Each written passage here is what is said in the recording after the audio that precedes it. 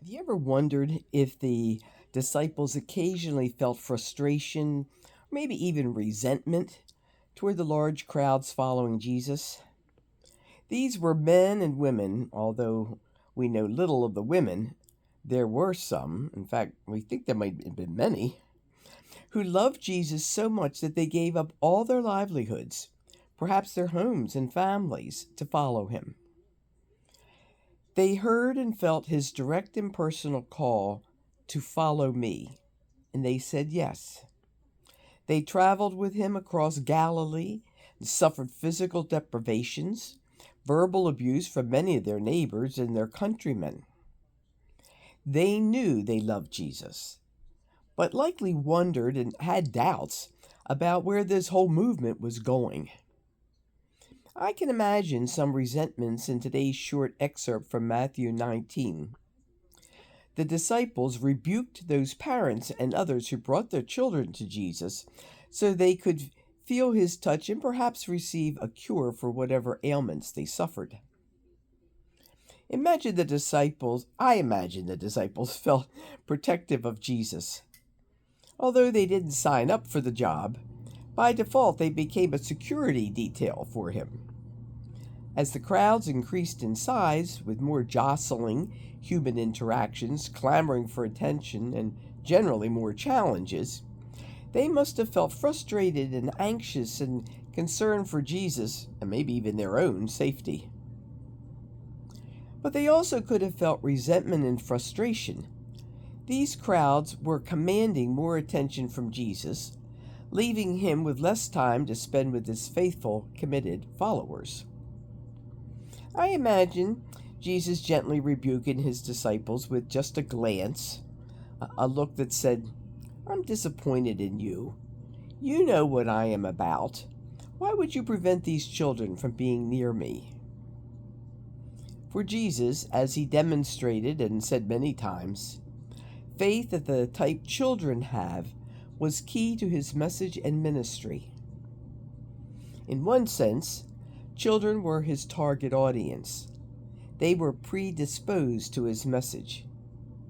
He tried many times, unsuccessfully, to educate their elders to be more like their children, rather than vice versa. As he said, the kingdom of heaven belongs to such as these. What kind of faith do children possess? Watch little children as they interact with family and each other.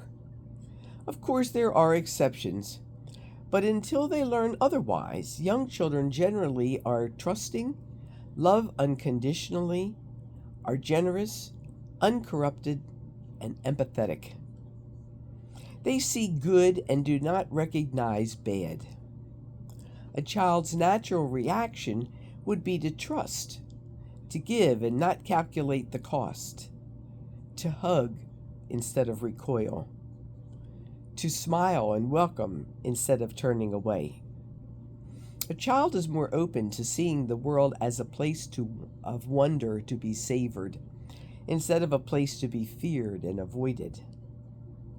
I think Jesus reminds us to be open to the childlike impulses in all of us, to love and act and be more innocent and trusting and generous.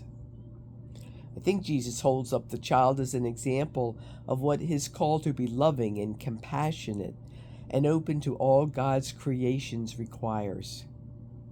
It seems to me that to answer his call, we need to unlearn what moved us from our childish naturalness to guarded adulthood.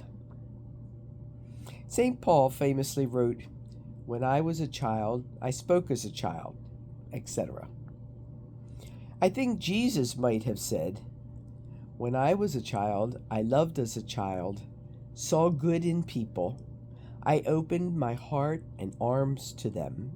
I comforted them. I was there for them. I was like the bird on the branch, singing with pure joy for the gift of creation. I was mesmerized by the lilies of the field in their beauty and simplicity. Now that I'm a man, I need to find that child within me again." And my prayer today is that the child within me